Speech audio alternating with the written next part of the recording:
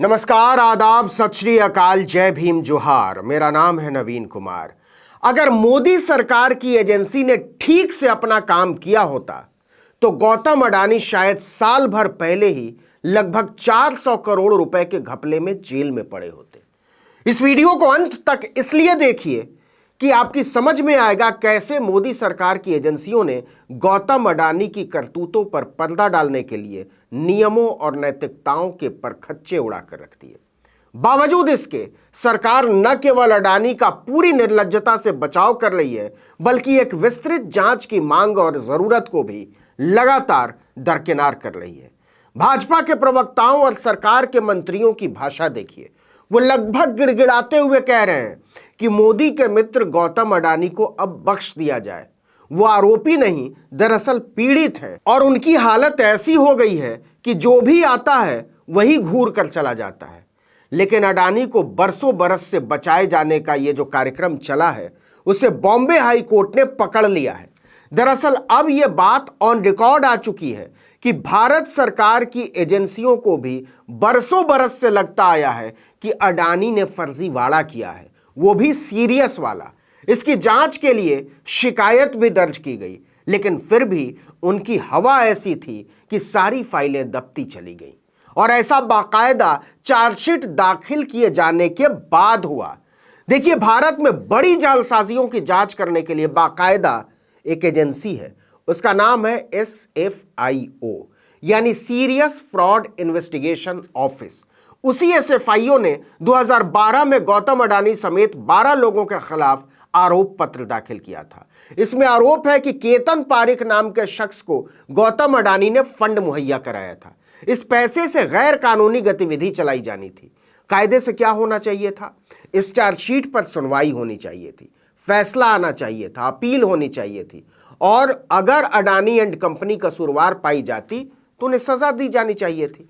लेकिन ऐसा कुछ नहीं हुआ। हुआ ये कि अडानी मौज काटते रहे और चार्जशीट को रद्दी की टोकरी में फेंक दिया गया। अब उसी को खोलने की बात हो रही है तो बॉम्बे हाई कोर्ट ने SFIO की हालत पर मजा ले लिया कि आदमी बुरे हाल में गया तो आपकी भी नींद खुल गई। चलिए जरा इसको समझा जाए कि पूरा मामला क्या है और अब क्यों SFIO अडानी के पीछे पड़ गया है। केवल 1.5 महीने पहले तक गौतम अडानी का परचम सारी दुनिया में लहरा रहा था। कवि लोग कहते हैं कि प्रेमिकाएं हंसती हैं तो फूल झरते हैं, वैसे ही अडानी मुस्कुराते थे तो पैसा झरता था। वो जिस पेड़ पर भी ताक देते थे उसके पत्ते गुलाबी नोटों में तब्दील हो जाया करते थे। लेकिन 24 जनवरी को एक रिपोर्ट आती है और अडानी के भाग्य भानु को राहु चाट जाता है। कुछ इस कदर कि बागेश्वर धाम वाले रंगीले की भी समझ में कुछ नहीं आ रहा है। खैर, इसके बाद मांग उठी कि अडानी के खिलाफ लगाए गए आरोपों की जांच हो। दूसरी मांग उठी कि उनका पासपोर्ट जब्त कर लिया जाए। तीसरी मांग उठी कि सेबी और ईडी पूरे मामले की जांच करे। चौथी मांग उठी कि SBI के कर्जे की वसूली हो अडानी से।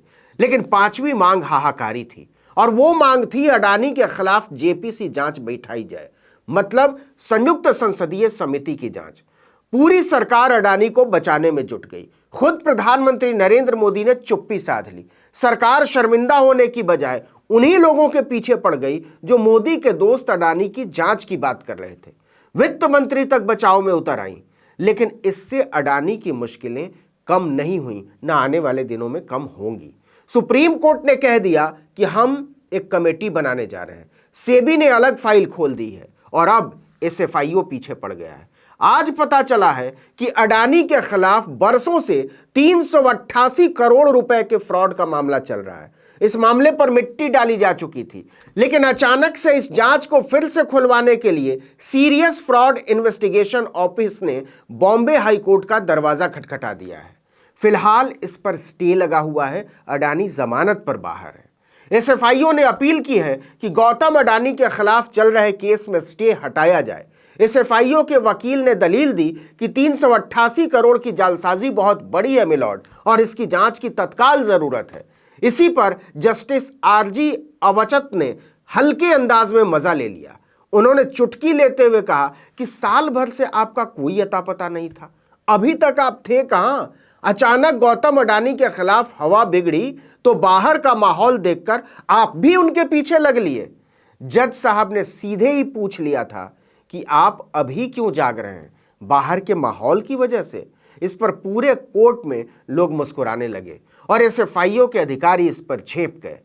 अब समझिए पूरे मामले को कि कैसे गौतम अडानी 388 करोड़ की घपलेबाजी में फंसे हुए हैं और उनकी जांच की फाइल दबा दी गई थी, वो भी 1-2 दिन से नहीं, 2-4 महीने से नहीं, पूरे 3 साल से। सीरियस फ्रॉड इन्वेस्टिगेशन ऑफिस ने 2012 में गौतम अडानी समेत 12 लोगों के खिलाफ आरोप पत्र दाखिल किया था। इसमें आरोप लगाया गया कि केतन पारिख नाम के शख्स को गौतम अडानी ने फंड मुहैया कराया था। आरोप है कि इस पैसे से गैर कानूनी गतिविधियां चलाई जानी थी, हमने पहले भी बताया। मई 2014 में एक मजिस्ट्रेट कोर्ट ने अडानी और दूसरे आरोपियों को बरी कर दिया, छोड़ दिया। हालांकि 27 नवंबर 2019 को सेशन कोर्ट ने मजिस्ट्रेट के फैसले को पलट दिया, खारिज कर दिया। सेशन कोर्ट ने माना कि सीरियस फ्रॉड इन्वेस्टिगेशन ऑफिस ने जो केस तैयार किया है उसमें केतन पारिख को 388 करोड़ रुपए और 151 करोड़ रुपए का फायदा पहुंचाया गया। लेकिन इसके बाद एसएफआईओ ने जांच की फाइल दबा दी। याद कीजिए, यह वही साल था जब नरेंद्र मोदी दूसरी बार चुनकर सत्ता में लौटे थे और वो दुनिया भर में अडानी का डंका बजाते घूम रहे थे। गौतम अडानी भागे भागे हाई कोर्ट पहुंचे और बॉम्बे हाई कोर्ट ने गौतम अडानी की याचिका पर संज्ञान लेते हुए दिसंबर 2019 में सेशन कोर्ट के आदेश पर 13 जनवरी 2020 तक स्टे लगा दिया। बाद में गौतम अडानी को दी गई राहत फरवरी 2022 तक बढ़ा दी गई। अब देखिए कि फरवरी 2022 बीते साल भर से ज्यादा गुजर गया, लेकिन सीरियस फ्रॉड इन्वेस्टिगेशन ऑफिस ने हाई कोर्ट में कोई अपील दायर नहीं की कि स्टे हटाइए मिलॉर्ड, हमको जांच करनी है। नतीजा, गौतम अडानी न केवल जिंदगी के मजे लेते रहे बल्कि दुनिया के धन्ना सेठों में दूसरे नंबर पर जा पहुंचे। कायदे से अगर एसएफआईओ ने स्टे पर चल रहे अडानी के खिलाफ याचिका लगाई होती तो कोर्ट उनकी जमानत रद्द कर सकता था, और अगर ऐसा होता तो वो कम से कम साल भर पहले जेल में पड़े हो सकते थे। एसएफआईओ की हिम्मत ही नहीं हुई अडानी पर हाथ डालने की। अडानी की जमानत रद्द करवाने के लिए वो तब हाई कोर्ट पहुंचा है जब निकट भविष्य में अडानी के दुर्दिन खत्म होने की संभावना न के बराबर दिखाई दे रही है। और इसी पर हाई कोर्ट ने पूछ लिया है कि अब तक आप कहां थे और अडानी के बुरे दिन आते ही आप उनके पीछे पड़ गए। क्या आप इस दिन का इंतजार कर रहे थे? सोच कर देखिए कोर्ट की यह टिप्पणी कितनी बड़ी है, और गौर से देखिए तो यह टिप्पणी कोई एसएफआईओ पर नहीं है, इस एजेंसी के उन आकाओं पर है जिनके इशारे पर उसने अडानी की जमानत रद्द करवाने के लिए अपील में न जाने का आदेश दिया होगा। और एसएफआईओ के आका कौन है इस धरती पर भाजपा के मासूम पुरुषों और स्त्रियों के अलावा सारे लोग जानते हैं। इस वीडियो में इतना ही, लेकिन अगर आपने आर्टिकल 19 इंडिया को अब तक सब्सक्राइब नहीं किया तो फौरन कर लीजिए। बेल आइकॉन दबाइए, घंटी जैसी आकृति लाइक कीजिए और कमेंट करके बताइए हमारा वीडियो आपको कैसा लगा। यूट्यूब पर देख रहे हैं तो हमारे चैनल को सब्सक्राइब कर दीजिए, फेसबुक पर देख रहे हैं तो हमारे पेज को लाइक कीजिए, इंस्टाग्राम पर हमें फॉलो कीजिए और हमारा ट्विटर हैंडल है आर्टिकल 19_इंडिया और मेरा ट्विटर हैंडल है नवीन जर्नलिस्ट। आप मुझे भी फॉलो कर सकते हैं। नमस्कार।